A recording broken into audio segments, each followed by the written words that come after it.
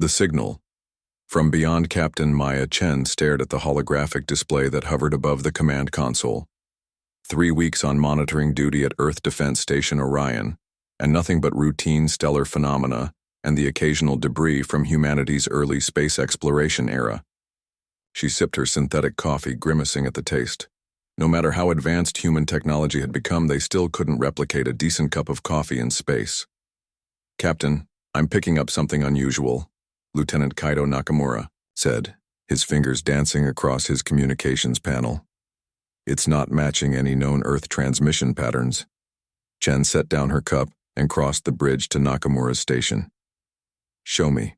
The display shifted to reveal a waveform unlike anything in their database. It pulsed with mathematical precision, too regular to be natural, too complex to be random noise from a stellar event. "How long has it been transmitting?" Chen asked, studying the pattern. "We just picked it up about 20 minutes ago. The signal strength is consistent but weak, as if coming from very far away." Chen tapped her neural interface. "Dr. Okoye and Commander Alvarez to the bridge, priority 1. Within minutes, the station's lead xenolinguist and tactical officer arrived." Dr. Imani Okoye immediately went to work analyzing the signal, while Commander Rafael Alvarez stood beside Chen, arms crossed over his broad chest. "What are we looking at, Captain?" Alvarez asked. "Unknown signal from deep space. Definitely artificial." Dr. Okoye connected her neural interface to the communications array. "There's a repeating mathematical sequence here," she said, her eyes unfocused as she processed the data directly. "Prime numbers, followed by simple geometric ratios. It's a primer. Whoever sent this wanted to ensure the recipients would understand. It was intelligent communication. Could it be from one of our deep space probes?" Alvarez suggested. Chen shook her head. "None of our probes use this transmission method, and none are scheduled to report from that sector." For the next several hours, Okoye worked with the station's AI to decode the message. Station personnel gathered around, watching in hushed silence. Humanity had theorized about alien life for centuries, but this could be the first confirmed. "Contact? I've got it," Dr. Okoye finally announced, her voice quiet with awe. "It's a distress call." Chen felt a chill run down her spine. "You're certain? The pattern contains universal distress markers, repetition, urgency indicators, and what appears to be coordinates." Okoye transferred the decrypted message to the main display. The hologram flickered, then resolved into an image that left everyone speechless. Ethereal beings with translucent skin that seemed to shimmer with bioluminescence, inhabiting cities of crystal and light that floated above a purple-hued landscape. The beauty was breathtaking. Then came the attack footage. Massive dark shapes descending from the sky, strange insectoid creatures pouring forth from organic-looking vessels, the crystal cities shattering, the beautiful beings fleeing, their light dimming. "They call themselves the Ethereals," Okoye explained. "They're asking for help against something they call the Void Swarm. Look at this," Nakamura said, highlighting a section of the transmission. "They've included technical specifications for some kind of faster-than-light communication device. A gesture of trust," Okoye suggested. "Or desperation. Or a trap," Alvarez countered. Chen studied the star map showing the Ethereal's home system. "They're 70 light-years away. How did their signal reach us so clearly?" "That's what makes this remarkable," Okoye said. "According to the data, they've found a way to transmit targeted communications through what they call resonance space. The signal doesn't travel conventionally, it vibrates along some kind of cosmic string theory principle." Within hours, Earth's United Defense Council convened an emergency session. The alien signal was all anyone could talk about. Chen, Okoye, and Alvarez presented their findings to the grim-faced council members. "We can't be certain this isn't a trap," General Harrison argued, his weathered face set in a deep frown. "What if these Void Swarm creatures sent this to draw out our defenses?" "The technical data checks out," Okoye countered. "The Ethereals are offering us valuable technology. Why would an enemy do that?" Admiral Zhao, head of Earth's Space Fleet, reviewed the biological data Dr. Okoye had compiled. "Tell me about their world again." Okoye pulled up comparative charts. Based on the atmospheric and gravitational data embedded in the signal, the E, ethereals evolved on a world much more gentle than Earth, gravity approximately 0.3 of ours, thinner atmosphere with higher oxygen content, minimal geological activity. Their biology suggests few natural predators. They have no natural weapons, limited musculature, and their skin is semi-permeable for photosynthesis. So they're physically vulnerable compared to humans, Zhao concluded. Extremely. What they call normal conditions would feel like paradise to us. What we consider normal would crush and poison them. Admiral Zhao leaned back, a thoughtful expression crossing her face. They're from a garden world, and we're from what they would consider a death world, Okoye finished for her. In xenobiological terms, Earth would be classified as a death world, a planet so hostile that its evolution produces nightmare creatures, which, from their perspective, would include us. The debate continued for hours. Some council members wanted to ignore the I signal completely. Others suggested sending unmanned probes. A few argued for immediate military response. What if it were us? Admiral Zhao finally said, silencing the room. What if Earth were burning and we sent out a desperate plea to the stars? Wouldn't we hope someone would answer? She stood and faced the council. We've spent our entire evolutionary history fighting to survive on a planet that tried to kill us daily. Our bodies are built to endure conditions these ethereals can barely imagine. Our minds are wired to overcome threats they've never faced. She paused, looking at each council member. If these ethereals need our help, they're about to learn what humans from a death world can do. The vote was close, but in the end, they decided to respond. Humanity would venture to the stars not for conquest or exploration, but to answer a cry for help.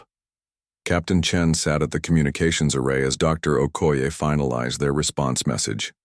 It would contain Earth's greeting, confirmation of their intent to help, and an estimated arrival time. Are we really ready for this? Chen asked softly. Meeting aliens, fighting in an interstellar war? Ready or not, it's happening, Alvarez replied. Better to face it on our terms than wait for it to reach our doorstep. Admiral Zhao gave the final authorization. Send it. Dr. Okoye activated the transmission. Humanity's answer traveled across 70 light-years of space. Message received. Help is coming. As the signal went out, sensors at the edge of the solar system detected unusual energy readings, brief and gone almost instantly. Something might have been watching. Something might have followed the ethereal signal back to its source. Admiral Zhao ordered increased alert status across all Earth defenses. The message was sent. There was no turning back now. Humanity was going to war among the stars. Commander, Alvarez stood on the observation deck of the flagship Thunderchild, watching as crews loaded the massive vessel. Across the lunar shipyard, 15 other warships were being prepared for humanity's first interstellar rescue mission. Impressive, isn't it? Captain Chen said, joining him at the viewport. Alvarez nodded. When I joined the Defense Force, I never imagined we'd be taking these ships to save aliens. Having second thoughts? Not about the mission. I'm wondering if we're ready for true alien contact. We've spent our history fighting each other. Now we're supposed to be saviors. Chen smiled slightly. That's exactly why Admiral Zhao chose you as tactical officer. You ask the right questions. She gestured to the ships. These vessels carry the best of humanity. Not just our weapons, but our courage, our compassion, our stubborn refusal to give up. And our tendency to fight like cornered animals, Alvarez added. Sometimes that's necessary too. On Earth, the engineering team had been working with the ethereal schematics.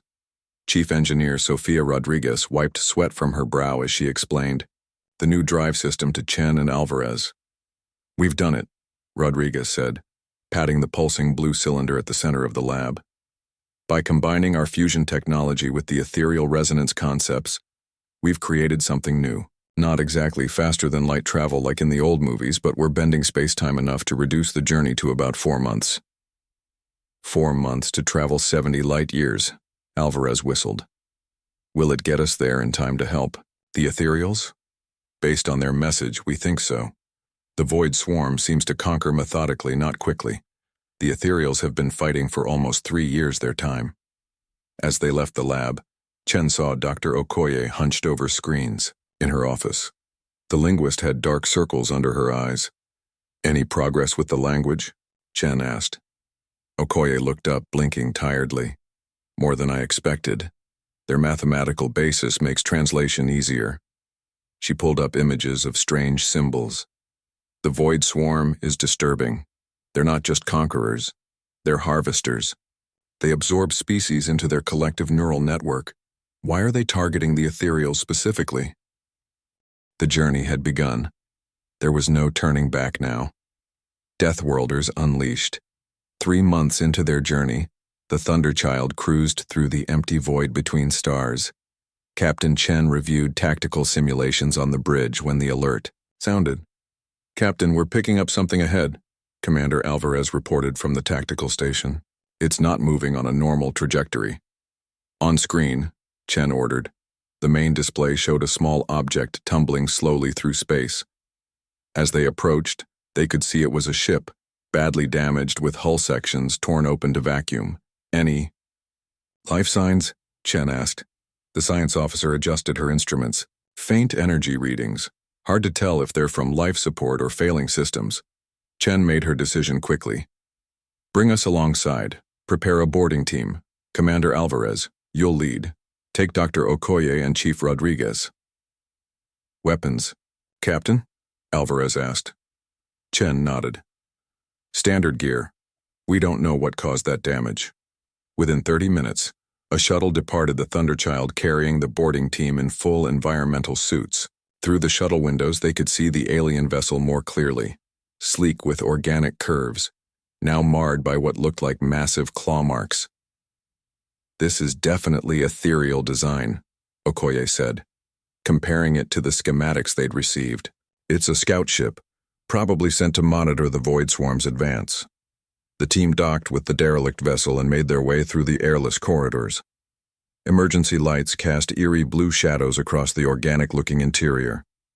They found the bridge where 3 ethereal bodies floated lifelessly.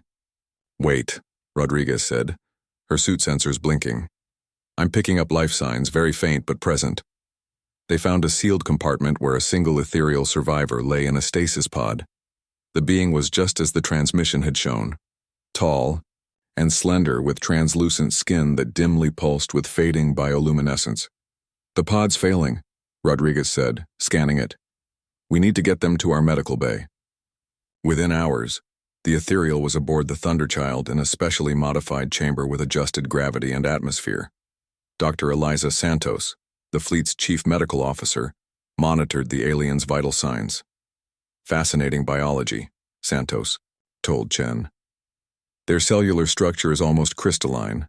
They absorb energy directly through their skin, a form of photosynthesis but more efficient." "Will they survive?" Chen asked. "I think so. Their body is in a healing trance of some kind." 2 days later, the ethereal awoke. Dr. Okoye was called to the medical bay for first contact. The being sat up slowly, its skin glowing brighter with consciousness. "I am Captain Maya Chen of the Earth vessel Thunderchild," Chen said as Okoye translated.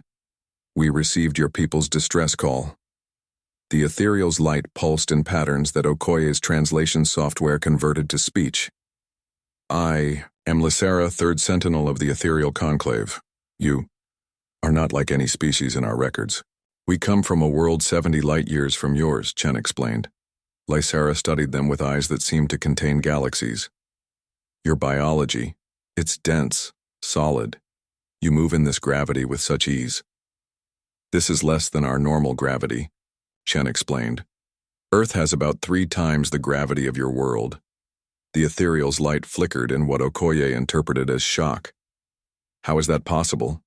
No sentient species could evolve in such crushing conditions." "We did," Alvarez said simply. "Earth is what you might call a death world." "Deathworlders," Lysera whispered, the translation carrying a mix of fear and awe. The ancient texts speak of such beings, but they were thought to be myths. Over the next few days, As they continued toward ethereal space, Lysera regained strength and shared crucial intelligence.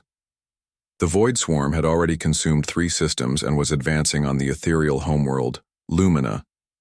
The ethereals had powerful telepathic abilities and advanced technology, but lacked the physical resilience to withstand direct combat. "Your ship," Lysera said during a briefing with the command staff. "It's made of metal, not living crystal." "Yes," Rodriguez confirmed. "Titanium alloy hull with carbon nanotube reinforcement. And your weapons, they're kinetic and thermal, not psychic?" "Correct," Alvarez said. "Railguns, plasma cannons, and nuclear missiles for extreme situations." Lysera's light pulsed rapidly. "The swarm has no defense against such primitive, such physical weapons. They evolved to counter psychic and energy-based attacks like ours. Sometimes the old ways work best," Alvarez said with a grim smile. When they finally reached ethereal space, they found the situation dire. The Void Swarm had already destroyed the outer colonies and was closing on Lumina. The remaining ethereal ships, beautiful crystal vessels that seemed too delicate for war, were making a last stand around their homeworld. The human fleet dropped out of resonant space behind the swarm's organic hive ships. Captain Chen opened a channel to all vessels. "This is Captain Chen. All ships battle formations. Remember your training. These creatures have never faced humans before. Let's show them what Deathworlders can do." The Thunderchild fired first, its railguns launching depleted uranium slugs that tore through the nearest hive ship at a fraction of light speed. The swarm, accustomed to deflecting energy weapons, had no defense against simple kinetic projectiles moving at relativistic velocities. The battle was joined. Human ships, built to withstand the crushing pressures of deep ocean and the vacuum of space, proved remarkably resilient against the swarm's biological weapons. When boarding parties of insectoid swarm soldiers managed to breach a human vessel, they found themselves facing creatures evolved to survive in some of the harshest conditions in the galaxy. Commander Alvarez led a counter-boarding action on the damaged cruiser Sentinel. In the ship's corridors, human Marines demonstrated what it meant to come from a death world. Their enhanced muscles, evolved to function in Earth's gravity, gave them strength that seemed supernatural to the swarm. Their dense bones, designed to support their weight on a heavy world, made them nearly unbreakable in the lighter gravity of space combat. "They're retreating," a Marine called out as the last of the insectoid creatures fled back to its breaching pod. Alvarez activated his comms. "Captain, the swarm doesn't handle close-quarters combat well. They're used to overwhelming psychic attacks, not getting punched in the face." "Copy that, Commander," Chen replied. "We're adapting our tactics." The human fleet formed a protective barrier around the remaining ethereal ships. On Lumina below, the ethereal conclave watched in astonishment as these solid, dense beings from a world they could never survive fought with a ferocity they could barely comprehend. When a swarm mothership managed to land troops on Lumina's surface, human drop teams deployed to protect the ethereal cities. In Lumina's light gravity, human soldiers could leap incredible distances, their muscles and reflexes honed on a world 3 times as demanding. A young Marine named Jackson demonstrated this when he jumped 20 meters to intercept a swarm flyer, about to attack a group of ethereal children. His combat knife, a simple blade of steel, tore through the creature's exoskeleton with ease. "Your people move like gods," an ethereal defender told Dr. Okoye, who had joined a medical team on the surface. "Not gods," Okoye corrected. "Just humans who evolved on a world that tried to kill us every day." The tide turned when Chief Rodriguez implemented a daring plan. Using the ethereal's psychic abilities amplified through human communication systems, they broadcast a disruption signal directly into the swarm's neural network. As the swarm ships fell into disarray, human vessels closed in for the kill. 3 days later, it was over. The remaining swarm ships fled, jumping to resonance space, with the human fleet in pursuit. Captain Chen stood on the Thunderchild's bridge, watching as ethereal rescue vessels attended to their damaged cities. "They're calling you the saviors from the dark world," Lysera said, joining Chen at the viewport. The ethereal's light was bright, with emotion. Our histories will forever remember this day. Chen shook her head. We just did what anyone would do when they hear a cry for help. No, Lysera said firmly. Most species would have ignored us or arrived too late. You came, knowing nothing about us, ready to fight. Your people evolved on a world that should not support intelligent life, yet here you are, stronger, faster, and more resilient than any species we've encountered. A communication came through from Admiral Zhao back on Earth. Intelligence suggested that the retreating swarm might have sent a signal toward Earth's direction before fleeing. Captain, Zhao said, her expression grim. We think some of the swarm may be heading for our solar system. Chen looked at Lysera, then back to Zhao. Then we'll be ready for them, Admiral, and we won't fight alone. She gestured to the ethereal. We've made new friends who have their own strengths to contribute. Lysera's light pulsed in agreement.